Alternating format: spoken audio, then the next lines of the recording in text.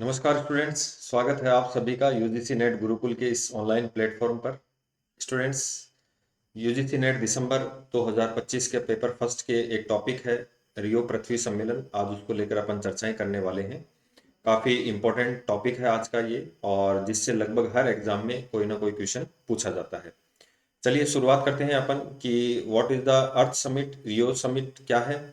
तो देखिए, सबसे पहले थोड़ी सी अपन इससे बैकग्राउंड में चर्चा करें कि पर्यावरण प्रदूषण को लेकर अलग अलग वैज्ञानिकों द्वारा, अलग अलग पर्यावरणविदों द्वारा आवाज उठाई जा रही थी, लेकिन राष्ट्रीय स्तर पर इस आवाज को कोई महत्व नहीं मिल रहा था।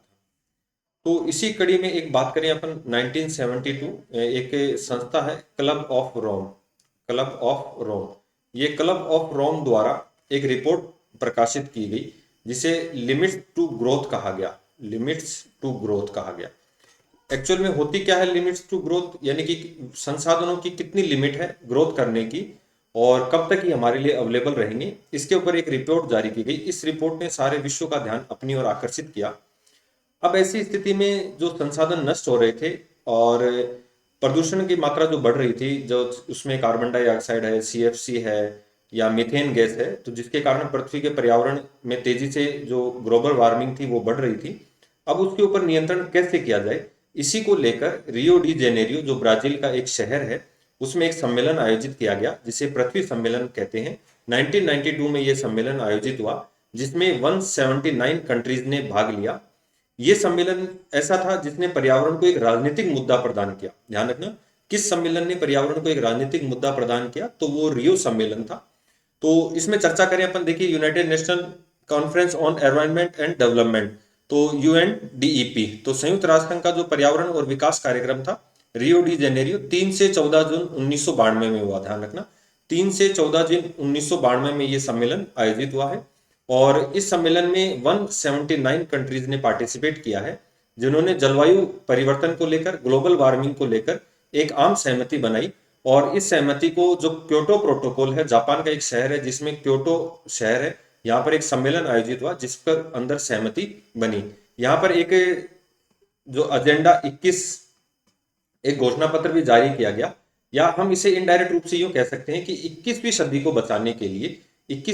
बचाने के लिए 1992 में रियो डी जेनेरियो, ब्राजील का शहर है, इसमें एक सम्मेलन आयोजित हुआ जिसे अर्थ समिट या पृथ्वी सम्मेलन कहा जाता है।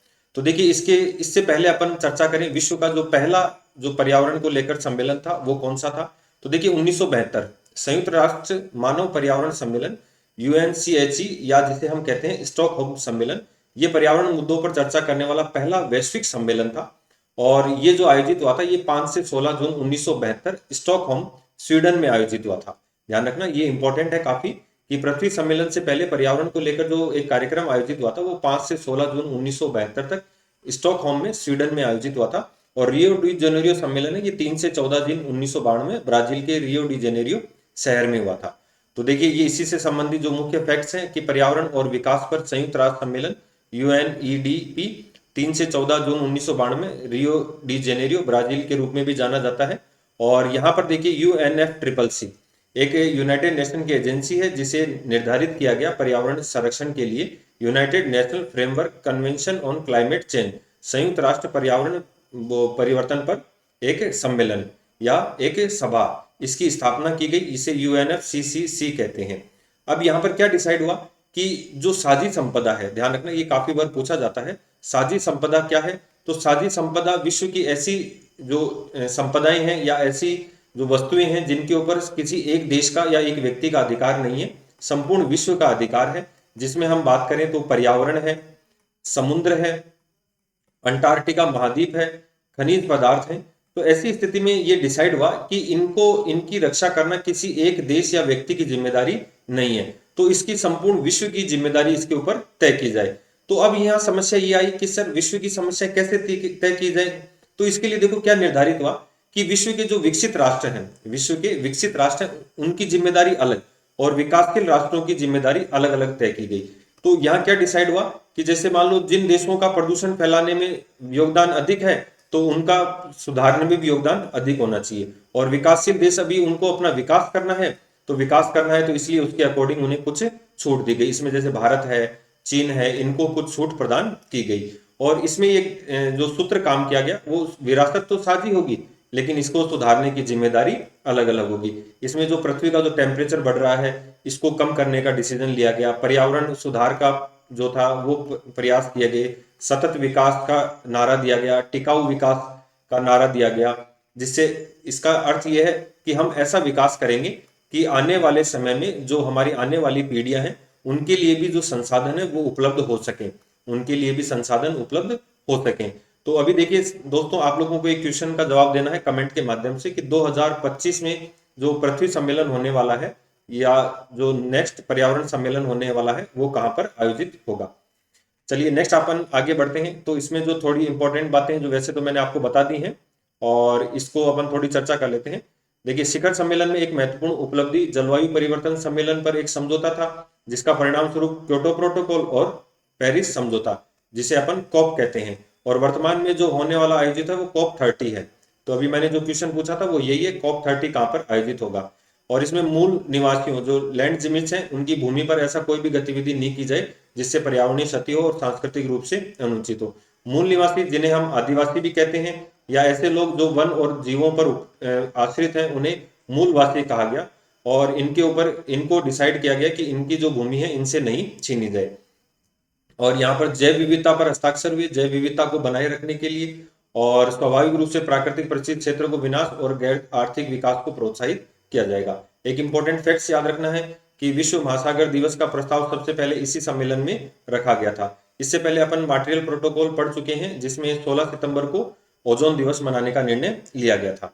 अब एजेंडा 21 क्या था, सबसे महत्वपूर्ण एजेंडा 21, जिसमें सतत टिकाऊ विकास की जो बात की गई थी। तो ये देखिए, 1992 में पर्यावरण और विकास पर संयुक्त राष्ट्र सम्मेलन, जिसे पृथ्वी सम्मेलन कहते हैं, 1992 रियो डी जेनेरियो, इस पर हस्ताक्षर हुए। और इसका उद्देश्य था संधारणीय विकास, यानी कि आने वाली पीढ़ियों के लिए भी विकास करना है। तो इसमें सार्वजनिक हितों, अपनी आवश्यकताओं, साझा जिम्मेदारियों और पर्यावरणीय क्षति, रोगों को मिटाने के लिए कार्य सूची जारी की गई, जिसे एजेंडा 21 कहा गया। मुख्य रूप से ध्यान रखना, इसे 4 भागों में बांटा गया। सामाजिक और आर्थिक आयाम है, विकास के लिए संसाधनों का संरक्षण है, भूमि को प्रमुख समूहों की भूमिका को सुदृढ़ बनाना है, और कार्यान्वयन और साधन में विज्ञान प्रौद्योगिकी हस्तांतरण, शिक्षा, अंतर्राष्ट्रीय संगठन और वित्तीय तंत्र के अंतर्गत इसको शामिल किया गया था। तो ये जो मुख्य मुख्य जो इंपॉर्टेंट बातें थी, ये पर्यावरण सम्मेलन या हम कहें पृथ्वी सम्मेलन को लेकर थी। अभी आपको एक आंसर देना है कि कॉप 30 कहाँ पर आयोजित होने वाला है। ध्यान रखना, कॉप 30 कहाँ पर आयोजित होने वाला है, ये करंट का क्वेश्चन है। और 2025 के जो दिसंबर 2025 का दिसंबर है एग्जाम, उसको लेकर काफी इंपॉर्टेंट है। तो आज की वीडियो में इसके साथ अपन नेक्स्ट वीडियो में जो बात करेंगे वो इसके जो PYQ हैं, अब तक जितने भी PYQ आए हुए हैं उनके ऊपर चर्चा करेंगे। तो आज के वीडियो में इतना ही। उम्मीद करता हूँ आप लोगों के लिए काफी इंपॉर्टेंट रहा होगा। तो यदि चैनल पे नए हैं तो एक बार चैनल को सब्सक्राइब जरूर कर लीजिए, ताकि आने वाली अपडेट्स आप लोगों को मिलती रहें। धन्यवाद।